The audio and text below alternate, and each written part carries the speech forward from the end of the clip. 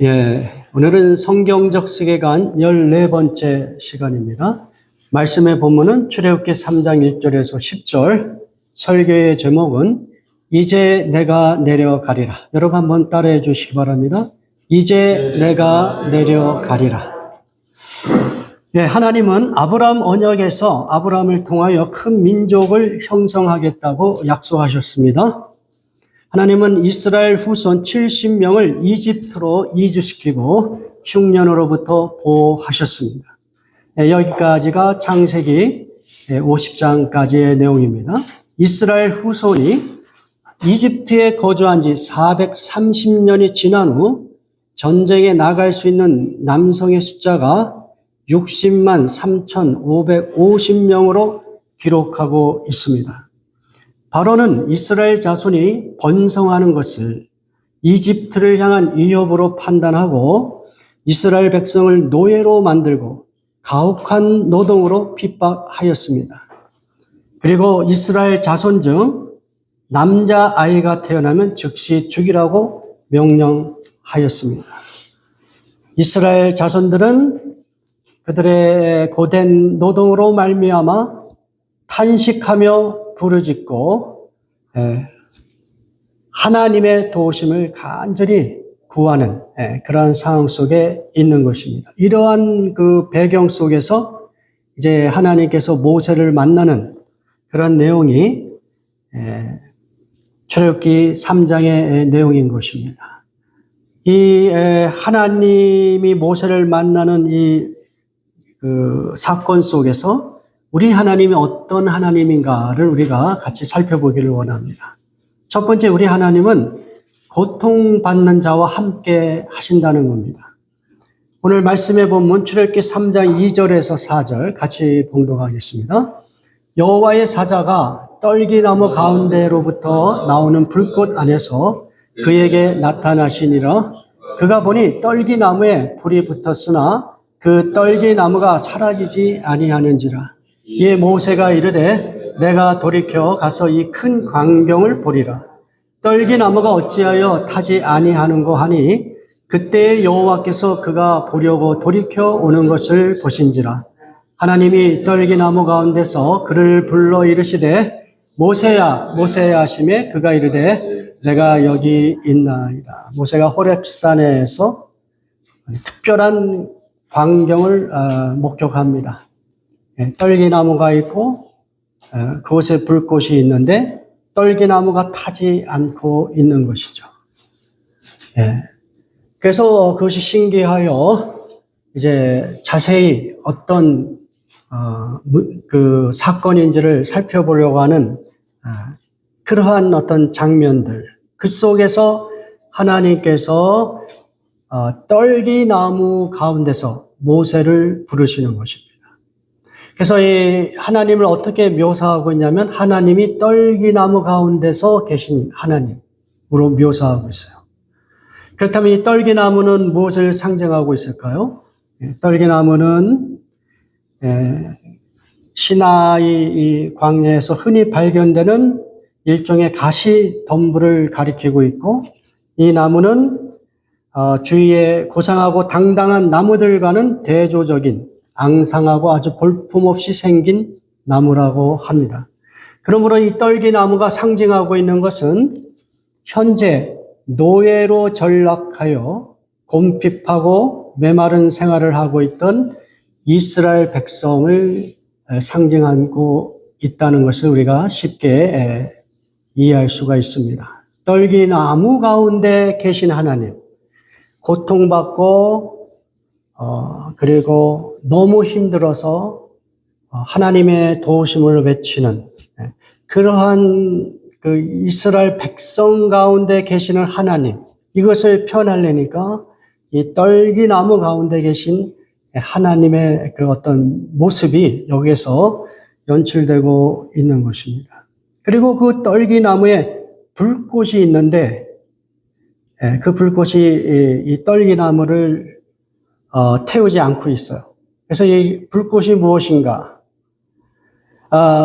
이 불꽃은 이사야서 10장 17절을 제가 읽어봅니다. 이스라엘의 빛은 불길이 되고 이스라엘의 거룩하신 이는 불꽃이 되어 그의 가시 덤불과 엉겅퀴를 하루아침에 사른다. 이런 말씀이 있어요. 다시 이야기하면 불꽃이라고 하는 것은 이스라엘 백성들이 경험하는 그 불의함,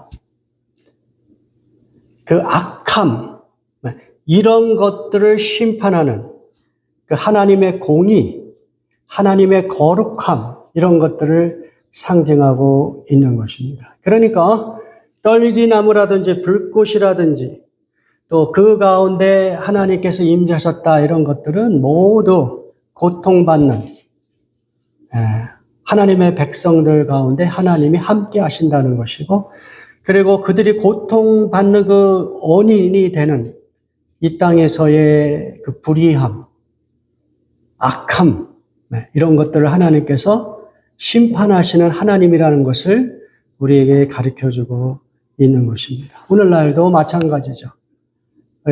대한민국이 최근에 그런 비슷한 것들을 경험하고 있고, 대한민국뿐만 아니라 여러 나라에서 오늘날도 소수의 권력자들에 의하여 많은 사람들이 고통을 받는 그 불의함이 있습니다. 또 무슨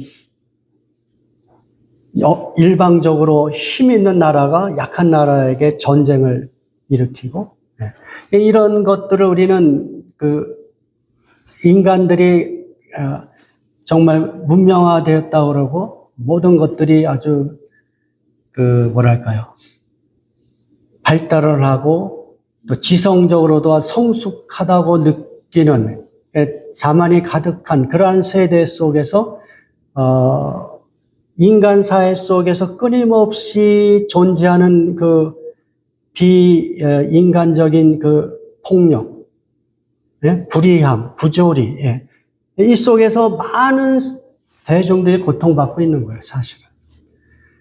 이제 미국이나 한국에 있는 사람들은 그러한 어떤 물리적인 고통은 없을지 모르지만 다른 방식의 그 불의함, 폭력을 경험하고 있죠. 자세히 보면. 어떤 우리가 사는 그 사회에서는 돈을 많이 벌어야 되는 어떤 강박관념을 심어주는 그 가치관이 있잖아요. 돈을 많이 못 벌고 가난하면 세상 속에서 실패한 것이고 또 행복하지 않을 수 있다라는 생각을 갖게 만든단 말이죠. 다른 사람에게 인정받지 못하고 성공하지 못하는 그런 생활은 우리의 삶을 불행하게 만들 수밖에 없다라고 생각하게 만든단 말이에요. 그런 것들에 의하여 현대인들은 정신적으로 어떤 그 폭력을 경험하고 있는 것이고, 그렇죠? 그리고 그거에 의해서 열등감을 막 느끼고, 때로는 열등감을 넘어서 죄책감까지 느끼죠. 내가 게을러가지고 다른 사람보다 더 열심히 노력을 안 해가지고 그래서 내 삶이 이렇다, 이렇게 생각하도록. 그래서 힘이 없고 가난한 사람들은 그냥 세상에서 그냥 그러한 어떤 세계관, 가치관으로 사람들을 노예화시키고 그리고 폭력을 그들의 삶 속에서 당연한 것이라고 생각하게 만드는 그런 세상을 우리가 일부 경험하고 있지는 않은가? 우리 안에 있는 이 어떤 열등감과 우월감이 어디로부터 왔는가? 그것들을 한번 살펴보세요. 그것은 하나님이 미워하시는 그 어떤 것으로부터 왔을 수가 있어요. 근데 하나님은 그렇게 하나님이 원래 원하시는 모든 인간이 하나님의 그 형상을 쫓아 창조되었기 때문에 사실은 다 공평하고 이렇게 똑같은 그 가치를 갖고 있는 것인데, 이 물질 문화, 세상의 문명은 물질의 소유의 많고 많음을 가지고 또는 학식의 많고 적음을 가지고 지위의 높고 낮음을 가지고 사람의 밸류를 막 이렇게 서열화시키는 것이죠. 그래서 열등감과 우월감을 막 심어줘요. 이 땅에서의 삶을. 그러나 하나님이 창조하신 그 인간의 그 행복한 삶은 그런 것으로부터 오지 않는다는 것이죠. 하나님은 그것을 미워하세요. 그래서 그 모든 우리의 삶을 그 모든 것으로부터 우리를 해방시키기를 원하시는 분이시다. 그 고통받는 사람들을 하나님은 그들의 어떤 울부짖음을 기억하고 그들과 함께 하신다는 걸 우리에게 강력하게 보여주고 있는 것이죠. 자, 두 번째 오늘 본문에서 하나님은 어떤 분이냐면 언약을 성실하게 지키시는 분이라고 말씀하십니다. 출애굽기 3장 6절 같이 보도록 합니다. 또 이르시되 나는 내 조상의 하나님이니 아브라함의 하나님, 이삭의 하나님, 야곱의 하나님이니라. 모세가 하나님 배웠기를 두려워하여 얼굴을 가렸다. 예. 하나님을 스스로를 이렇게 정의하십니다. 너의 조상의 하나님이다. 아브라함의 하나님, 이삭의 하나님, 야곱의 하나님이다. 그러니까 이 이스라엘 백성이 현재적으로는 숫자가 그렇게 한 200만 가까이 되는 그렇게 많은 숫자로 번성하였지만 애굽의 노예 생활을 하고 있는 것이죠. 그 아주 곤혹스러운 매우 힘든 노동을 해야 되는 고통스러운 삶을 살고 있는 것인데 하나님께서 말씀하시는 거예요. 야, 너의 그 노예 생활의 그 고통 속에서도 하나님은 너희와 함께 하시는데 그 하나님은 어떤 하나님이냐? 너희 조상들에게 약속하셨던 하나님이다. 무엇을 약속하셨어요? 하나님께서 대표적으로 아브라함에게 한 언약이 무엇입니까? 세 가지의 약속. 너희에게 가나안 땅을 주겠다. 두 번째, 너의 후손들을 통하여 큰 민족을 만들어내겠다. 그래서 사실은 현재적으로는 비록 바로의 종살이를 하지만 이스라엘 백성이라는 큰 그 민족이 형성이 된 거예요. 400년 만에. 200만이라는 큰 숫자로 하나님께서는 그 약속을 좀 이루셨어요. 그 다음에 모든 민족들이 너희 후손을 통하여 복을 받을 것이다.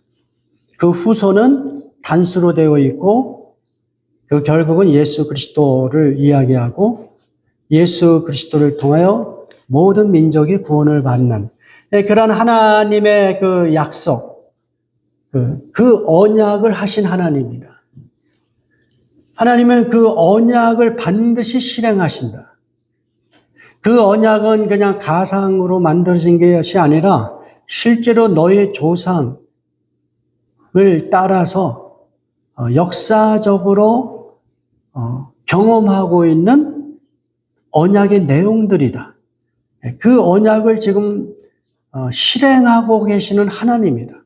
그 언약 속에서 이제 내가 너희들에게 진정한 그 하나님의 복이 임하는 하나님의 그 나라를 너희들의 삶 속에서 만드시겠다는 그런 의지를 가지시고 그 언약을 실천하는 하나님이라는 것을 그들에게 말씀하고 있는 것입니다. 그래서 하나님은 실제로 이 노예 상태에 있던 이스라엘 백성을 해방시키고 가나안 땅을 선물로 주시고 그 속에서 하나님의 나라를 형성합니다. 그렇죠? 우리가 그것을 이미 알고 있습니다. 마찬가지로 오늘날도 예수 그리스도를 믿는 모든 성도들에게 하나님께서 무엇을 약속하시냐면 하나님의 나라, 예수 그리스도를 믿는 너희들에게 하나님의 나라가 임하였다. 하나님의 나라가 임하였다는 것은 무엇이 전제가 되냐 하면 우리들의 죄가 용서함을 받는 것이 전제가 되는 거예요. 우리의 죄가 용서함을 받는 것. 그리고 하나님을 더 이상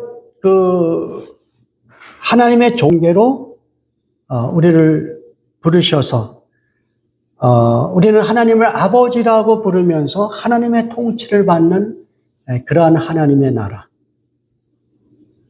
그러한 하나님의 나라를 예수 그리스도를 통하여 약속하셨고 실제로 그것을 우리에게 경험하게 하시는. 그리고 이제 예수님이 땅에 다시 오셔서 그 하나님의 나라를 완성하여서 모든 사람들이 평등한 가운데서 하나님을 섬기는 그러한 나라를 우리에게 하나님께서 약속하시고 그것을 진행 중에 있다는 것을 우리가 믿고 기대할 수 있기를 주님의 이름으로 축원합니다. 그리고 마지막으로 오늘 본문에서 우리가 배울 수 있는 하나님은 어떤 하나님이냐? 하나님은 우리를 그 모든 종된 노예 상태 3장 7절에서 8절 같이 봉독합니다. 여호와께서 이르시되 내가 애굽에 있는 내 백성의 고통을 분명히 보고 그들이 그들의 감독자로 말미암아 부르짖음을 듣고 그 근심을 알고 내가 내려가서 그들을 애굽인의 손에서 건져내고 그들을 그 땅에서 인도하여 아름답고 강대한 땅, 젖과 꿀이 흐르는 땅, 곧 가나안 족속, 헷 족속, 아모리 족속, 브리스 족속, 휘 족속, 여부스 족속의 지방에 데려가려 하노라. 가나안 땅을 이렇게 6가지 족속이 로 구성된 그러한 그 땅으로 이렇게 묘사하고 있습니다. 자, 하나님께서 이스라엘 백성 가운데 계시면서 하나님은 어떤 하나님이시냐? 7절에 뭐라 그랬어요? 하나님의 백성의 고통을 분명히 보았다고 말씀하세요. 그리고 그들의 부르짖음을 들었다고 말씀하세요. 보고 듣고 그리고 그 근심을 알고 계신다고 말씀하세요. 네. 이 고통의 순간에서 해방시켜 주시겠습니까? 네, 그러한 간절한 기다림이 있을 수 있죠. 근데 하나님의 그 임박하시는 그 하나님의 때까지 우리는 어쩌면 그 인내가 필요할 거예요. 근데 어떻든 중요한 것은 나의 환경이 받고 있을 수 있고 또는 어떤 인간 문제, 인간관계의 어려움을 경험할 수 있고요. 나의 상황이 변화되지 않는 것 같은데 그러나 하나님은 그 고통받는 하나님의 백성들을 분명히 보고 듣고 알고 계신다는 거예요. 그리고 하나님의 때에 어떻게 해요? 우리를 그 모든 고통과 그 억압으로부터 우리를 해방시켜 주신다. 그 하나님의 때가 임하였다는 그 단어가 무엇이냐? 그게 이제 8절의 그 첫 번째 구절. 내가 내려가서. 내가 내려가서. 영어식 표현으로는 So I have come down. 이제 내가 내려가리라. 이제 내가 내려가리라. 지금까지는 하나님이 역사하시는가? 하나님은 살아계시는가? 도대체 나의 기도 제목은 언제 응답되는가? 막 여러 가지 질문을 하면서 변화되지 않는 그 고통과 어려운 상황들이 존재하는데 이제 하나님께서 결단하시는 거죠. 자, 이제 내가 내려가겠다. 너의 문제를 해결해 주겠다. 너를 억압으로부터 해방시켜 주겠다. 그렇게 해서 내려가서 어떻게 해요? 이스라엘 백성을 애굽인의 손에서 건져내겠다. 내려가서 그들을 노예의 상태에서 건져내고 그리고 어디로 그 사람들을 인도해내요? 가나안 땅으로 데려가겠다. 가나안 땅으로 데려가겠다. 예. 하나님께서 구체적으로 이스라엘 백성들을 노예 상태에서 해방시켜 주실 것을 있는 것이죠. 네, 이러한 메시지, 오늘 우리에게 정말 필요한 메시지죠. 우리가 하나님 앞에 오랫동안 기도하는 내용들이 있을 것인데 과연 하나님께서 그 기도를 언제 응답해 주실 것인가? 네, 너의 삶의 그 모든 고통의 신음소리를 내가 알고 있는 것뿐만 아니라 그 문제를 해결하기 위해서 내가 내려가겠다. 네, 이런 하나님을 여러분이 사모할 수 있기를 주님의 이름으로 축원합니다. 시간이 좀 있으니까 제가 조금만 더 하고 마무리하기로 하겠습니다. 이런 하나님께서 이제 모세를 부르셔요. 이런 하나님이 내가 이제 결단하였다. 내가 이제 이스라엘 백성들을 해방시켜서 가나안 땅으로 인도할 것이다. 이제 내가 내려가겠다. 이런 결단을 가지고 하나님께서는 그 일을 할 수 있는 중개자로 모세를 지목하시고 그를 부르시는 거예요. 그것이 출애굽기 3장 1절의 내용입니다. 하나님께서 모세를 호렙산으로 인도하시고 그곳에서 불에 타지 않는 그 떨기 나무의 그 광경을 목격하게 하고 그렇게 해서 모세를 부르시죠. 자, 그런데 모세는 지금까지 사실은 애굽의 왕자로서 이스라엘 백성의 편을 들다가 살인자가 되어 광야에서 40년 동안 목동생을 하고 있단 말이죠. 그러니까 40년 동안 아이도 낳고 그냥 평범한 일상을 살아가고 있는 거예요. 어쩌면 그냥 그러한 삶이 그냥 만족스럽고 행복했을지도 몰라요. 그런데 하나님께서는 모세를 통하여 하나님의 그 해방의 역사를 만들어가기를 원하시는 거예요. 무슨 이야기냐?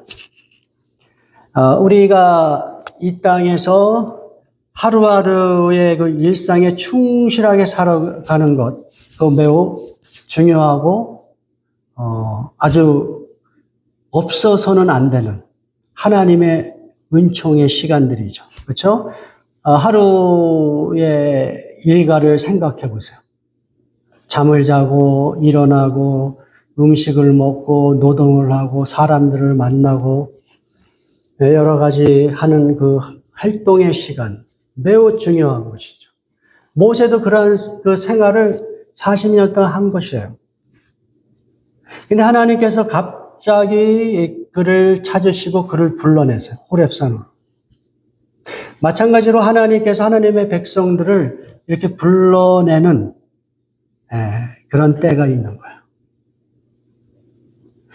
지금 모세는 나이가 80인데 나이와 상관없이 이제 내가 나이가 60이 되고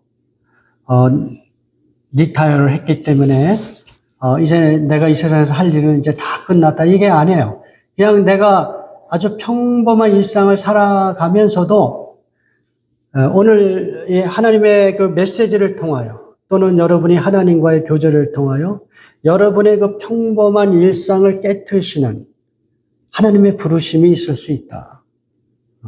우리는 그 부르심에 항상 마음의 문을 열고 귀를 기울이면서 그 부르심을 들을 필요가 있는 거예요. 하나님께서는 그 모세를 불러서 모세야, 모세야 이렇게 해서 모세와의 그 어떤 릴레이션십을 형성하십니다.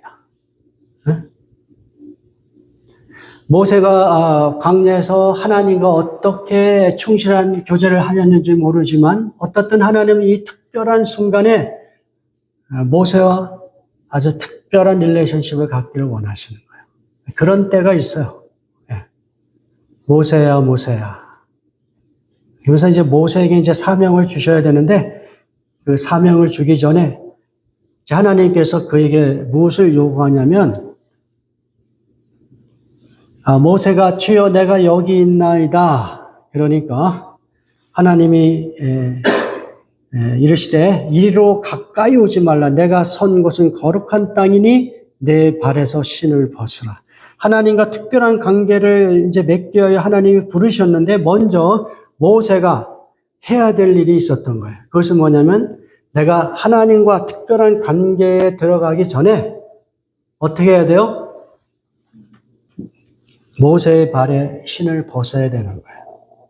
왜냐 하나님은 어떤 하나님이에요? 거룩한 하나님이기 때문에요.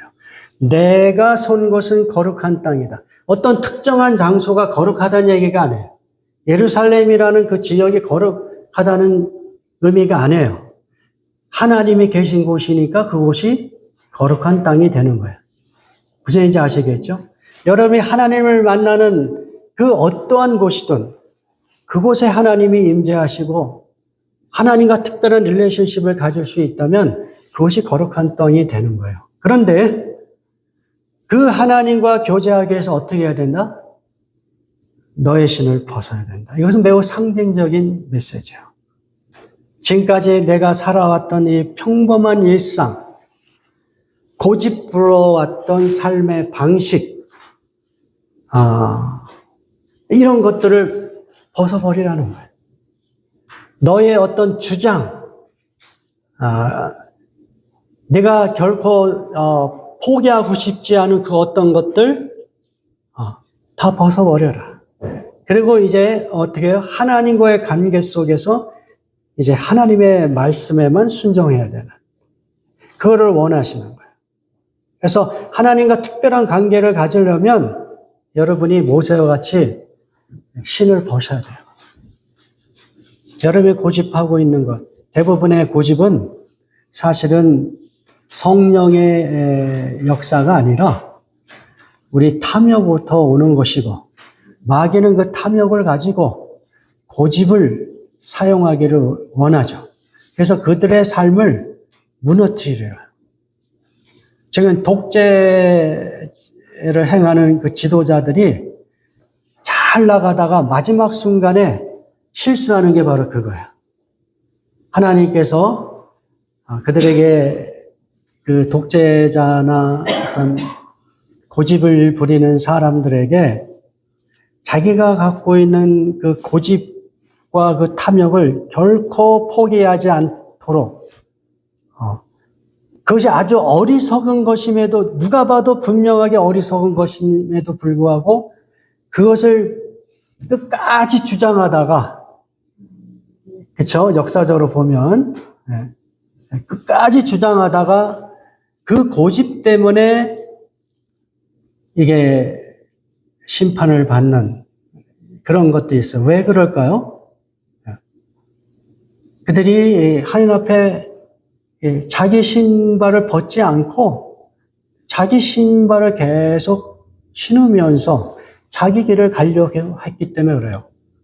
근데 마귀는 그것을 이용한다니까요. 그 고집부림을 이용하여서 그들의 삶을 파멸로 인도한다는 거예요. 제가 이걸 구체적으로 얘기하기가 어렵기 때문에 그냥 좀 이렇게 추상적으로 이야기하는데 여러분이 잘 새겨서 들을 수 있기를 바랍니다. 그리고 하나님은 그 모세에게 사명을 주시죠. 9절 10절에 이제 가라 이스라엘 자손의 부르짖음이 내게 달하고 애굽 사람이 그들을 괴롭히는 학대도 내가 보았으니 이제 내가 너를 바로에게 보내어 너에게 내 백성 이스라엘 자손을 애굽에서 인도하여 내게 하리라. 이제 가라. 이제 하나님께서 이스라엘 백성을 해방시킬 텐데 그 중개자로서 하나님의 심부름꾼으로서 내가 너를 사용하겠다. 사명을 주시는 그런 내용입니다. 오늘 우리 크리스찬들도 마찬가지예요. 우리가 예수 그리스도를 만났어요. 하나님을 섬기고 있습니다. 그래서 일상의 삶을 충실하게 살아갑니다. 근데 일상의 삶을 그냥 충실하게 살아가는 것이 크리스찬의 삶의 전부는 아니에요. 살아가요. 자기 가족을 아주 정말 행복하게 이렇게 만들기 위해서 얼마나 열심히 노력하면서 또 자기의 인생을 가치 있게 만들기 위하여 믿지 않는 사람들도 얼마나 열심히 공부하고 노력하면서 살고 있는 거 우리가 알 수 있어요. 그런데 믿지 않는 사람들은 그냥 거기서 끝나는 거예요. 나의 가족을 잘 돌보고 나의 삶을 나름대로 가치 있게 만들고 그렇게 해서 그냥 일상에 충실하다가 인생을 마무리하는 겁니다. 그러나 믿는 사람들은 그런 삶으로 우리를 부르지 않으시는 거예요. 믿는 사람들의 차이점은 무엇이냐? 일상의 삶을 충실하게 살아가면서도 그 속에서 하나님의 음성을 듣고 하나님께서 우리에게 도전하시는 그 메시지에 순종하면서 살아가는 거예요. 다시 이야기하면 사명을 쫓아 살아가는 거예요. 그 사명은 무엇과 관련되어 있습니까? 하나님의 나라, 그 나라의 가치인 공의, 이런 것들을 추구하며 살아가는 것과 관련되어 있어요. 너희는 먼저 그의 나라와 그의 일을 구하라. 그리하면 이 모든 것은 너희에게 더하시리라. 이 모든 것은 너희들이 일상에서 충실할 때 주어질 수 있는 그 모든 것이. 우리는 너무도 믿지 않는 사람과 차별이 없는 그러한 성실한 일상에 충실한 삶을 살아가요. 그러한 삶 자체도 매우 가치 있는 것이지만 그러나 이 하나님 나라의 관점에서 보면 평소에서 끊임없이 하나님의 부르심에 귀를 기울이고 그분과 특별한 릴레이션십을 가지면서 그분이 우리에게 명령하시는 그 사명의 삶이 무엇인지를 우리가 항상 도전을 받으면서 하나님의 나라와 의를 구하면서 살아가야 된다는 것입니다. 여러분, 이제 24년을 마무리하고 2025년 새해를 기다리는 이 시간에 한편으로는 소망이 있고 한편으로는 불안감에 휩싸일 수 있는 그러한 우리들의 모습을 보게 됩니다. 왜냐하면 이 시간은 우리가 마음대로 컨트롤할 수 있는 시간이 아니기 때문에 그래요. 우리가 경험하고 있고 경험해야 될 그 시간은 매우 불확실합니다. 그러나 하나님은 시간의 주인이시고 또 미래를 통치하시는 분이에요. 그러므로 우리가 이 한 해를 마무리하고 또 새해를 맞이하는 이 시점에서 우리 하나님이 어떤 분이신가를 다시 한번 묵상할 수 있기를 원합니다. 예? 하나님은 첫 번째 어떤 하나님이셨어요? 하나님은 고통 중에 반드시 지키시면서 역사 속에서 우리의 삶을 통하여 그 언약을 성취해 가시는 하나님. 세 번째, 그리고 우리를 이 땅에서 알게 모르게 경험하는 우리를 노예와 같이 만들어서 우리의 삶을 짓누리고 억압하고 강박관념을 갖게 만드는 그 모든 노예 상태로부터 우리를 어떻게 해요? 해방시켜 주시는 하나님이라는 것. 그 하나님께 여러분이 귀를 기울이세요. 다른 그 어떤 것보다 그 하나님을 향하여 귀를 기울이시고 그리고 여러분의 이름을 부르면서 여러분과 특별한 관계를 갖기를 원하시는 하나님께 여러분이 고집부리고 있는 그 신발을 벗으시고 사명을 좇아 새로운 결심을 하고 살아갈 수 있기를 주님의 이름으로 축원합니다.